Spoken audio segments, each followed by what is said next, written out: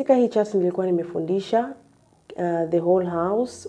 Ukifuata tu kuanzia part 1 mpaka mahali tumefika. Nilikuwa nimefundisha hizi nyumba, nikakuja nikafundisha hizi signs ambazo huwa ziko kwenye hizo nyumba. Unapata Chiron, North, South North, conjunction na vitu kama hizo.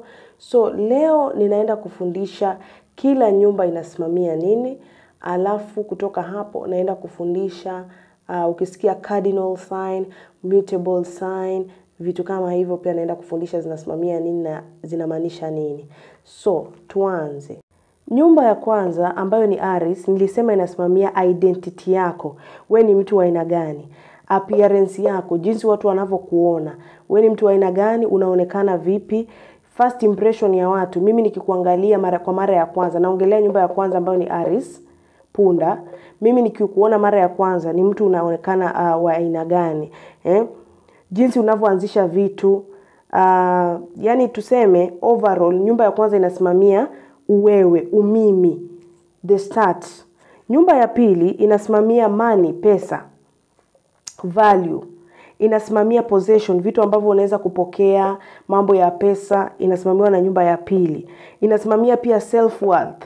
Wewe ni mtu ambaye unataka kubebwa aje, unabebwa kivipi wewe? Abundance, mindset, unaweka akili yako kivipi ili upokee fedha. Ndio nyumba ya pili ambayo imesimamiwa na ng'ombe. Nyumba ya tatu imesimamia akili yako, communication, jinsi unavyo communicate na watu, ndugu zako, siblings, mambo na familia. Nyumba ya tatu pia imesimamia masomo, pia imesimamia kusafiri, pia imesimamia mambo ya social media, blogger, influencer. That's why wanasema Gemini ni watu ambao wakianza kuongea hawanyamazi, vitu kama hizo.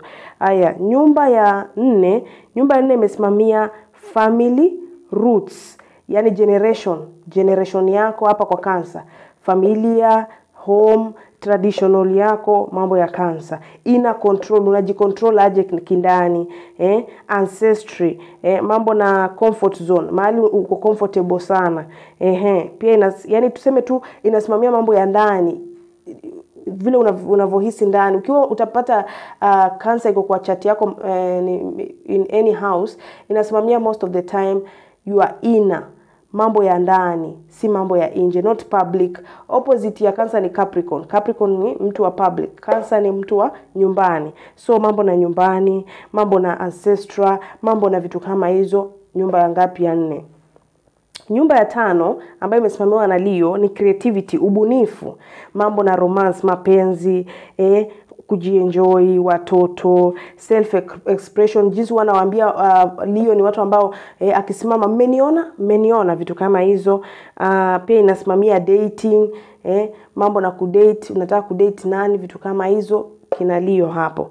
Haya, twende kwa 6th house. 6th house imesimamiwa na Virgo ama Nge. Nge amesimamia mambo na service, unataka nikusaidie, mambo na hoteli, kwenda kuserve, vitu kama hizo, service to the people. Pia imesimamia mambo na health, afya yako, routine, vile huwa unaanza siku, unaanzaje, unajipanga vipi hapa. Mambo na kazi hapa, mambo na pets, wale ambao mnapenda kuweka ni paka, ni ubwa, vitu kama hizo. Organization, vile unavyojiorganize, imesimamiwa na nyumba ya 6, yani maisha yako ya kawaida iko kwa nyumba ya 6. Nyumba ya 7 imesimamia mahusiano, imesimamia soulmate. Nataka nipate mahusiano, nataka nipate mpenzi wangu yule ambaye inafanya ndani naye ambaye ananipandisha kinyota. Kumbuka nyumba ya Leo hapa imesimamia dating, yule mtu ambaye utapata tu kujienjoy naye maisha, dating life. Lakini huku sasa imesimamia marriage, mambo ya mahusiano, ukitaka sasa kuoa, kupata mtu ambaye mtakaa naye milele. Nyumba ya 7, soulmate, partnership, marriage, vitu kama hizo.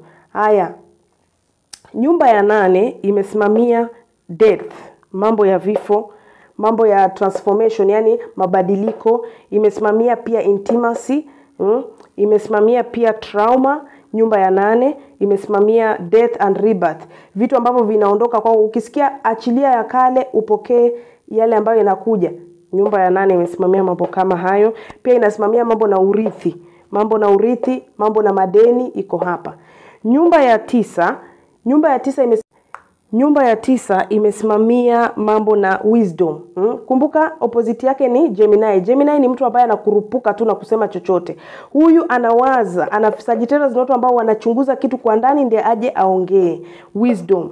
Pia imesimamia mambo na usafiri, pia imesimamia mambo na higher learning, mambo ya spirituality. Utaipata hapa. Expansion, kupanuka kwa jambo. Ikiwa Jupiter itakuwa katika sign yako yoyote, jua hiyo sign kile kinaleta itapanuka. Kama ni biashara, kama itakuwa in Taurus, unajua mambo ya biashara itakuwa top notch.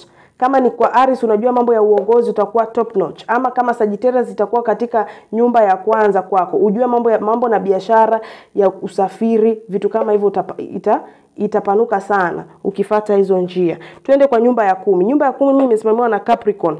Capricorn ni watu wa legacy, watu na career status, mambo na uongozi, vitu kama hizo, public image, vitu kama hizo, vitu kama life purpose, umefuata nini katika hii maisha, reputation, nikifanya hii kitu itaacha nini. Capricorn hawa. Nyumba ya 11 imesimamiwa na future, Aquarius. Maisha ya kesho itakuwaje? Friendship, mambo ya mahusiano, marafiki, ndoto imesimamiwa na hapa. Mambo na tech community, vitu kama hizo. Mambo na soul tribe, astrology imesimamiwa na Aquarius. Kumbuka sasa tuko na Pluto in Aquarius. Ndio maana vitu ambavyo ulikuwa umezoea kitambo sasa hivi na kuondokea ili ufanye nini, usonge mbele. Pluto in Aquarius inaenda kuleta mabadiliko makubwa sana katika ardhi. Haya, twende kwa nyumba ya 12. Nyumba ya 12 imesimamia subconscious mind, vitu ambavyo wewe unafikiria, unajitengenezea kwa akili yako. Kina Pisces hapa. Past life, maisha ya kale, ulikuwa ni mtu wa aina gani? Utabadilisha vipi ama utaitumia vipi kujisaidia? Hidden enemies, watu wengi ambao wambeba Pisces huwa wako na maadui wa ndani, si maadui wa wazi. Maadui wale wakuja spying spirits, vitu kama hivyo nitasema. Imesimamia mambo na healing, spirituality, vitu kama hizo. Ndio hawa nyumba ya 12. Kwa hivyo ukiwa na anything in the 12th house, ujue itakuwa inafanya vizuri sana kwa mambo ya spirituality ukiwa na chochote in the 12th house. Sasa tuingie katika hizi haya.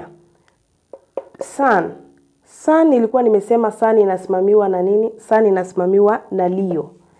Ukiwa utapata Sun ama jua katika chart yako mahali popote pale, huwa inasimamia expression, jinsi unavyojiexpress. Kumbuka Leo ni mtu ambaye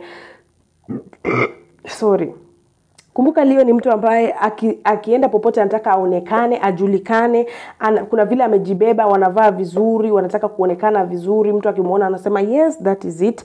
Sasa ukiwa utapata Sun mahali popote pale, utatamba sana kwa kile kitu. Kama tuseme Sun itakuwa in Capricorn. In Capricorn ina maana katika uongozi uta deal na uongozi wako kivipi, ama utakuwa unajiweka kivipi ili uonekane, ili ifanyike nini hicho kitu ambacho unachofanya kipendeze watu na kivute nini hela kwako. Sun inasimamia tu expression, physical identity, the way unajibeba, the way unaonekana, vitu kama hizo. Aya, tukitoka hapo tunaingia kwa Moon. Moon iko kwa Cancer. Moon inasimamia inner world, mambo ya rohoni, vitu vya ndani. Inasimamia emotions zako. Ndio maana Cancer wanapenda kulialia, vitu kama hizo.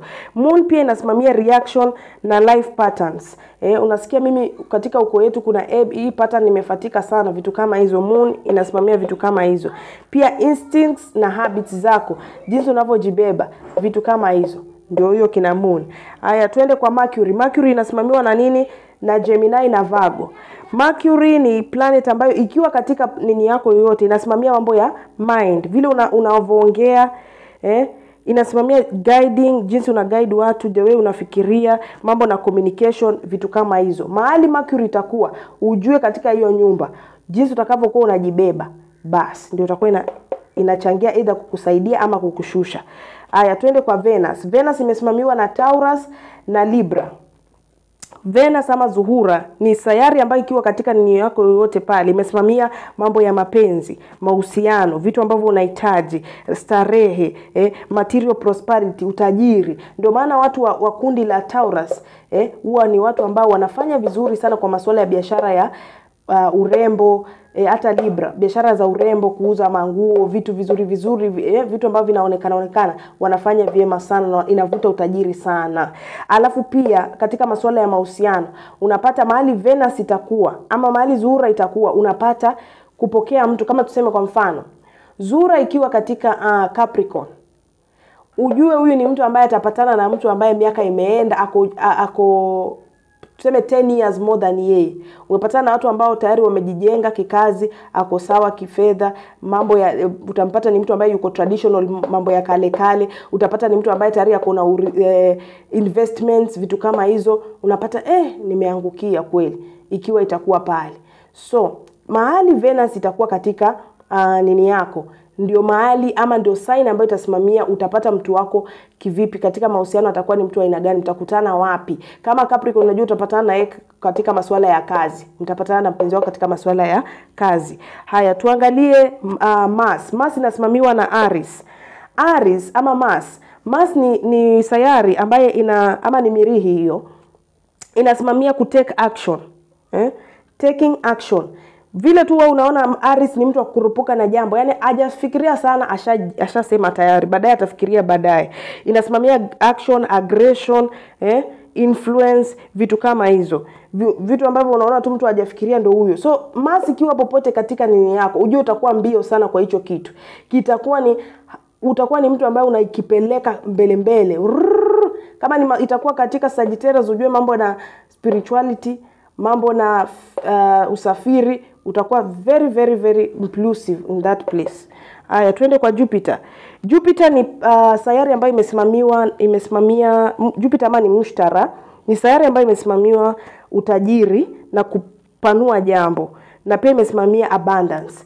Jupiter ikiwa mahali popote pale, ujue itapanua hiyo jambo. Kama itakuwa ni Gemini, ujue we mambo ya communication, masuala ya communication, jinsi unavyoongea, jinsi unavyojibeba, jinsi unavyoongelesha watu, kupitia hiyo njia utapokea fedha sana. Ama kama ni followers, utapata followers wengi sana kupitia jinsi utakavyokuwa unaongea. Jupiter mahali popote itakuwa katika ninio yako. Jupiter imesimamiwa na Sagittarius. Haya, Saturn ama Zohali. Zohali imesimamiwa na Capricorn. Zohali ni sayari ambayo inasimamia boundaries, limitation, vitu ambavyo vinakulimit. Mimi ikifika mwaka fulani kazi inaisha. Mtu amekusukuma katika sayari ya Zohali. Inasimamia pia inasimamia na rules, restriction, discipline. Ndio maana unapata Capricorn ni workaholic sana, lakini anachukua muda mrefu kupata utajiri wake. Pahali Saturn itakuwa, kupata utajiri ama kupata kitu cha hicho hapo mahali itachukua muda mrefu sana, na itachukua discipline, na itachukua yani utakaa katika njia ambayo inafaa kuenenda nayo ndio upokee. So ndio maana watu hawapendi Saturn sana. Ukisikia Saturn return, kama ulifanya mabaya, tuseme kama Saturn return itarudi ikiwa kwa Pisces, ujue kama ulifanyia watu mabaya yatakukuta katika masuala ya rohoni. Lakini kama ulifanyia watu mema yatakukuta katika masuala ya rohoni. Haya, tuangalie Uranus. Uranus inasimamiwa na Aquarius. Uranus ni sayari ambayo inasimamia rebellious. Ndio maana unapata Aquarius wana rebel sana. Akisimama na jambo ni hivyo, hata kama inampeleka kuanguka ni hivyo. Pia imesimamia awakening, mabadiliko. Imesimamia pia spiritual awakening. Inasimamia watu about taking action. Ndio maana unapata Aquarius ni mtu ambaye pia akianza jambo ni mbele, tuendelee mbele. Inasimamia masuala ya spiritual awakening. Ndio maana Aquarius huwa wana rebel mpaka authority, vitu kama hizo. Haya, twende kwa Neptune. Neptune inasimamiwa na Pisces. Neptune inasimamia subconscious mind, vitu ambavyo unafikiria. Ndio maana unapata Pisces amekaa mahali anawaza kitu kwa muda mrefu, alafu anajitengeneza. Ndio hao subconscious minds. Pia inasimamia ndoto, pia inasimamia vitu vyenye imagination zako, hope, beliefs, inasimamia spirituality. Neptune, mahali Neptune itakuwa katika nini yako, utafanya vizuri katika masuala ya spirituality. Kwa mfano, Neptune ikiwa katika Sagittarius, ujue katika masuala ya rohoni utakuwa ni guru ama utakuwa ni leader ikiwa katika Sagittarius. Haya, Pluto imesimamiwa na Scorpio. Pluto ni sayari ambayo inasimamia mambo ya giza, death and rebirth, vitu kama hizo. Dominion over fears, mambo na vitu ambavyo unaogopa. Siri, secrets, ndio maana Scorpio ni wasiri sana. Vitu ambavyo power, control. Hawa watu wanapenda controlling sana. So hizo ndo sayari ambazo zimesimamia nyumba yote, na hiyo ndo inamaanisha ukiwa na hizo sayari katika nyumba yoyote ile. Now, tuendelee katika part 2, naenda kuongelea mutable signs, cardinal, upate kujua zina maana gani. I hope wanielewa vizuri.